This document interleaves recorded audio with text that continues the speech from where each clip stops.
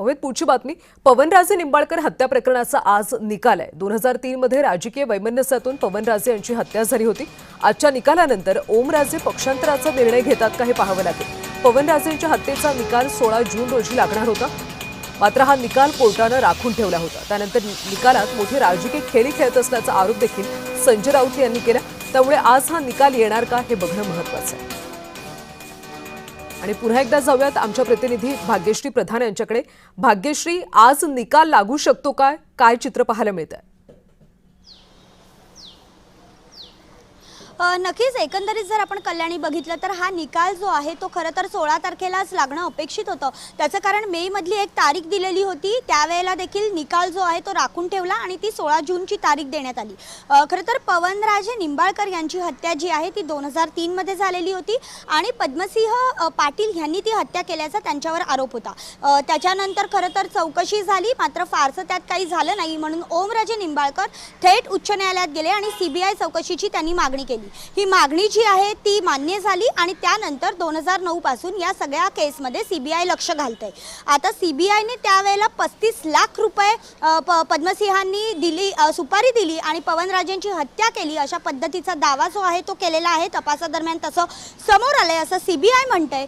त्याचा निकाल जो आहे तो लागणं अपेक्षित आहे। या सगळ्यामध्ये आपण बघितलं की खासदार पुटीचं एक प्रकरण जे आहे ते समोर आलेलं पाहायला मिळालं आणि त्यानंतर संजय राऊत यांनी देखील एक आरोप केलेला होता की 16 जूनला मुद्दामून रिझल्ट दिला नाही, कारण ओमराजेंना कुठेतरी राजकीय खेळी करून अडकवायचंय अशा पद्धतीचा आरोप देखील झाला। त्यामुळे आज हा निकाल लागतोय का हे बघणं सगळ्यात महत्त्वाचं ठरणार आहे। सगळ्यांचंच लक्ष या निकालाकडे लागलेलं आहे। कल्याणी, भाग्यश्री, ओमराजे निंबाळकर आज पक्षांतराचा कोणता निर्णय घेऊ शकतात का? माध्यमांशी संवाद साधणार आहेत का?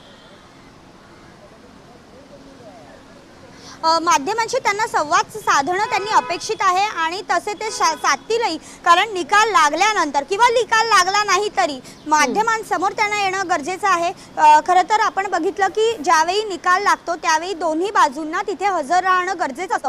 त्यामुळे आज पद्मसिंह पाटील तर उपस्थित राहतीलच, सोबतच त्यांच्याबरोबर 8 जे त्यांचे आरोपी आहेत, म्हणजे टोटल त्या सगळ्या केसमध्ये पद्मसिंह पाटील धरून 9 आरोपी आहेत। त्यामुळे पद्मसिंह पाटलांसह इतर 8 आरोपी तिथे हजर असतीलच। मात्र मागच्या वेळी जर आपण बघितलं 16 जूनला तर त्यांचे जे ड्रायव्हर होते ज्यामध्ये हत्या झाली होती त्यांची देखील, तर त्यांची फॅमिली आणि ओमराजेंची फॅमिली सगळे कुटुंबासकट तिथे हजर होते। त्यामुळे आज देखील ते हजर राहणार आणि हजर राहिल्यानंतर त्यांना माध्यमांना सामोरं जाणं त्यांनी अपेक्षित आहे आणि तसं होणंही गरजेचं आहे।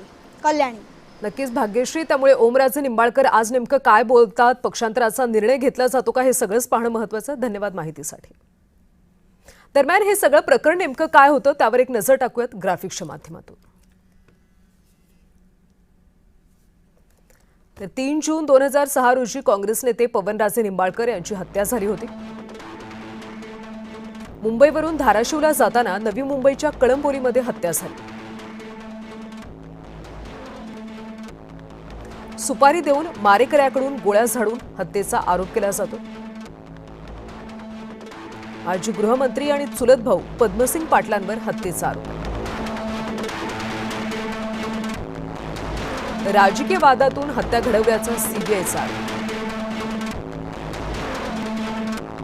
25 लाखांची सुपारी देऊन हत्या केली असं सीबीआयने म्हटलंय। गोळीबारामध्ये पवनराजेंचा चालक समज काझी याचा देखील मृत्यू झाला होता। 2009ला सीबीआयकडून पद्मसिंह पाटलांना अटक करण्यात आली। सप्टेंबर 2009 पासून पद्मसिंह पाटील जामिनावर बाहेर आहे। पद्मसिंह पाटलांचा 9 आरोपींचा आज फैसला होण्याची शक्यता।